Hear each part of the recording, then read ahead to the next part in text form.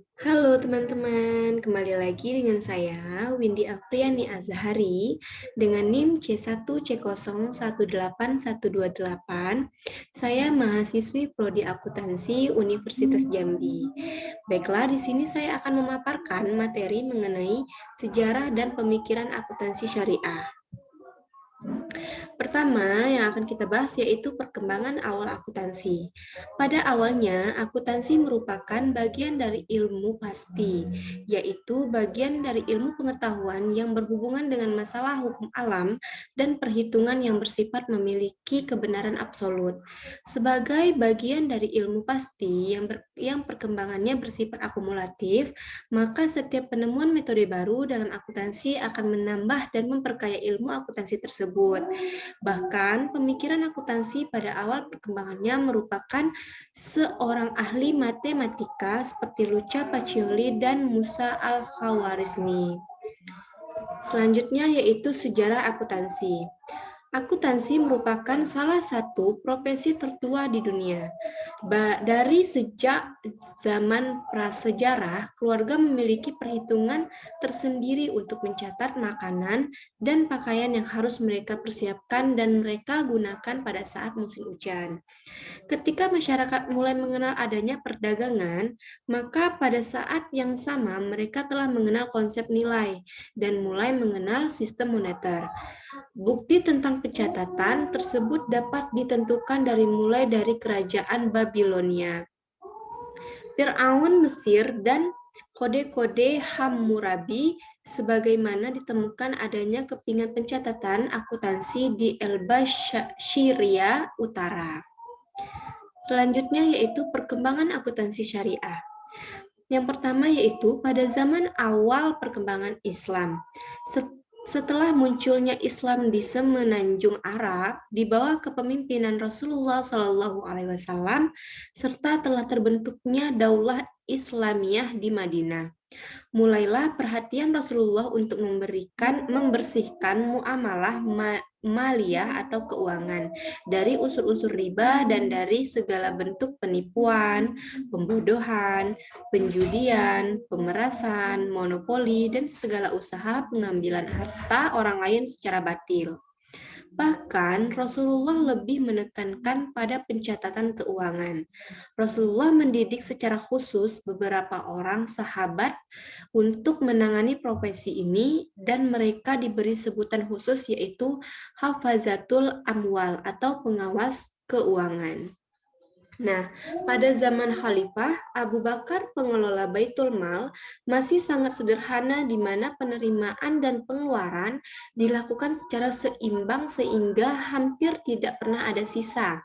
Di era kepemimpinan Khalifah Umar bin Khattab dengan memperkenalkan istilah diwan oleh Sa'ad bin Abi Waqqas 636 Masehi. Asal kata diwan dari bahasa Arab yang merupakan bentuk kata benda dari dawana yang berarti penulisan. Diwan dapat diartikan sebagai tempat di mana pelaksanaan duduk, bekerja, dan di mana akuntansi dicatat dan disimpan. Selanjutnya yaitu prosedur dan istilah yang digunakan.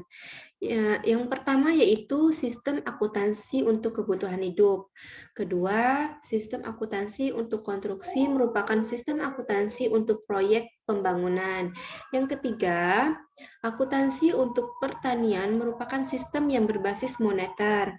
Yang keempat, sistem akuntansi gudang merupakan sistem untuk mencatat pembelian barang negara yang mencatat sehingga hal ini menunjukkan sistem pengendalian internal.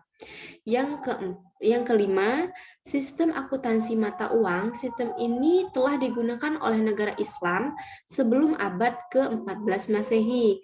Sistem ini memberikan hak kepada pengelolanya untuk mengubah emas dan perak yang telah diberi pengelola menjadi koin sekaligus mendistribusikannya. Yang keenam, sistem akuntansi peternakan merupakan sistem untuk mencatat seluruh binatang. Yang terakhir yaitu sistem akuntansi pembendaharaan merupakan sistem untuk mencatat penerimaan dan pengeluaran harian negara baik dalam nilai uang atau barang. Selanjutnya yaitu prosedur yang harus dilakukan. Yang pertama yaitu transaksi harus dicatat setelah terjadi. Yang kedua, transaksi harus dikelompokkan. Yang ketiga, penerimaan akan dicatat di sisi sebelah kanan dan pengeluaran dicatat di sisi sebelah kiri. Yang keempat, pembayaran harus dicatat dan diberikan penjelasan yang memadai di sebelah sisi kiri halaman. Yang kelima, pencatatan transaksi harus dilakukan dan dijelaskan secara hati-hati. Yang keenam, tidak diberikan jarak penulisan di sisi sebelah kiri dan harus diberi garis penutup. Yang ketujuh, koreksi atas transaksi harus dilakukan dan dijelaskan secara hati-hati. Yang kedelapan, jika akun telah ditutup, maka akan diberi tanda centang tersebut.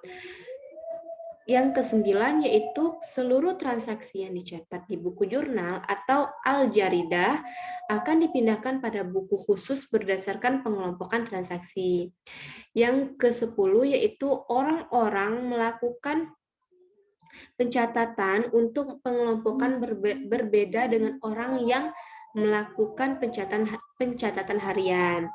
Yang ke-11 yaitu saldo diperoleh dari selisih. Yang ke-12 laporan harus disusun setiap bulan dan tahun. Selanjutnya, pada setiap akhir tahun, laporan yang disampaikan oleh khatib. Dan yang terakhir yaitu laporan tahunan yang disusun oleh al-khatib akan diperiksa dan dibandingkan dengan tahun sebelumnya dan akan disimpan di Diwan. Nah, materi yang terakhir yaitu hubungan akuntansi modern dan akuntansi Islam. Perkembangan ilmu pengetahuan termasuk sistem pencatatan pada zaman dinasti Abbaslah 750 sampai 1258 Masehi. Sudah sedemikian maju, sementara pada kurun waktu yang hampir bersamaan, Eropa masih berada dalam periode dari sini. Kita dapat melihat hubungan antara Luca Pacioli dengan akuntansi Islam. Pada tahun 1429 Masehi, angka dilarang digunakan oleh pemerintah Italia. Luca Pacioli selalu tertarik untuk belajar tentang hal tersebut serta belajar dari Alberti, seorang ahli matematika yang belajar dari pemikiran Arab dan selalu menjadikan karya Pisa sebagai rujukan.